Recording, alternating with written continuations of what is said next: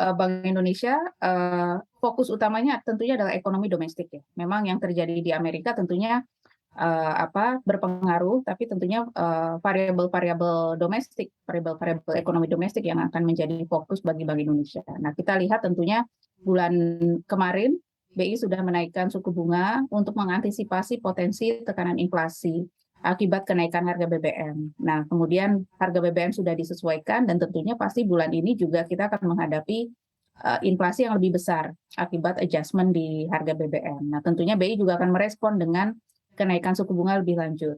Tentunya besaran kenaikan suku bunga BI tidak harus sama dengan besaran kenaikan Fed ya. Fed kan sangat hawkish karena memang inflasi di Amerika sudah mencapai 8%. Sementara inflasi kita saat ini masih di kisaran 4 sampai 5%, ada potensi ke 6% di akhir tahun. Namun respon yang harus dilakukan BI tentunya harus terukur ya, karena memang kita harus menyeimbangkan antara potensi tekanan inflasi dan juga proses pemulihan ekonomi. Jadi bulan ini mungkin BI masih akan menaikkan suku bunga gitu ya, karena memang inflasinya masih akan kelihatan meningkat akibat penyesuaian harga BBM. Berapa basis poin kalau proyeksi dari Ibu Dian? Ekspektasi kami masih gradual kenaikannya ya, mungkin another 25 basis point lagi. Tapi overall year kita masih expect BI mungkin masih akan naik sekitar 100 basis point lagi. Baik, akhirnya di akhir tahun 2022 ini kalau Ibu lihat akan mencapai berapa? Proyeksi kami di 4,75. 4,75% di akhir tahun ini begitu? Iya, betul. Baik, berikutnya juga untuk inflasi, kalau kita lihat kemarin kita mencatatkan deflasi sebenarnya dan apakah dengan kenaikan BBM ini juga inflasinya akan cukup signifikan kalau Ibu lihat? Ya, kalau Agustus itu memang ada seasonal pattern ya, sehingga mencatat deflasi. Selain penyesuaian dari harga-harga bahan makanan yang tadinya tinggi ya, cabai, bawang merah itu kemudian mulai adjusted.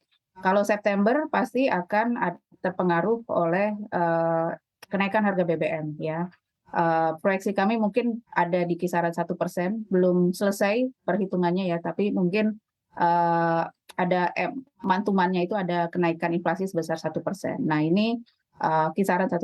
Jadi memang sudah ada kelihatan potensi tekanan inflasi akibat kenaikan harga BBM. Nah ini memang biasa terjadi ya, secara historis kalau ada kenaikan harga BBM tentunya pasti akan meningkatkan inflasi. Namun sekali lagi ini akan sangat tergantung pada bagaimana pemerintah menyikapi ya, terutama saat ini konsumen Indonesia juga lagi optimis-optimisnya gitu ya. Kita lihat mall-mall sudah penuh, traveling juga sudah berjalan. Nah ini harapannya confidence masih akan terjaga sehingga pemulihan ekonominya masih tetap berlanjut. Baik, untuk pertumbuhan ekonomi bagaimana proyeksi Ibu Dian hingga 2022 ini? Kalau tahun 2022 proyeksi kami ada di kisaran 5,17%. Ya, jadi memang meskipun ada potensi perlambatan akibat kenaikan inflasi tahun ini, namun kalau kita lihat sampai Q2 itu realisasi pertumbuhan ekonomi itu masih kuat, masih strong ya. Jadi kalau diambil rata-ratanya itu mungkin kita masih tetap bisa mencatat pertumbuhan ekonomi yang cukup baik di 5,17%, karena memang di semester 2-nya pemulihan ekonominya masih strong. Q3 juga kemungkinan masih akan bagus ya. Mungkin dampak inflasi itu baru akan kelihatan di Q4 dan juga ke tahun depan, ke kuartal pertama, kuartal kedua di tahun depan. Proyeksi kami di tahun 2022 ekonomi masih bisa tumbuh di 5,17%. Baik, jika memang proyeksi Ibu terhadap suku bunga acuan Bank Indonesia ini akan 4,75 hingga akhir tahun ini, apakah ini dinilai akan efektif juga untuk bisa menghadapi risiko kenaikan inflasi?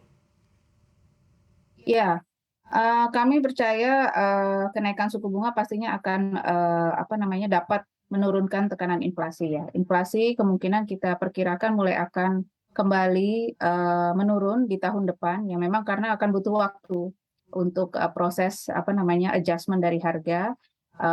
Kemungkinan di tahun depan bisa turun mencapai 4%, ya kisaran 4%. Baik, kita juga lihat pemerintah sudah memberikan BLT begitu, bantuan langsung tunai terkait dengan kenaikan BBM subsidi ini. Kalau Ibu lihat apakah ini akan cukup efektif juga untuk bisa menjaga daya beli masyarakat?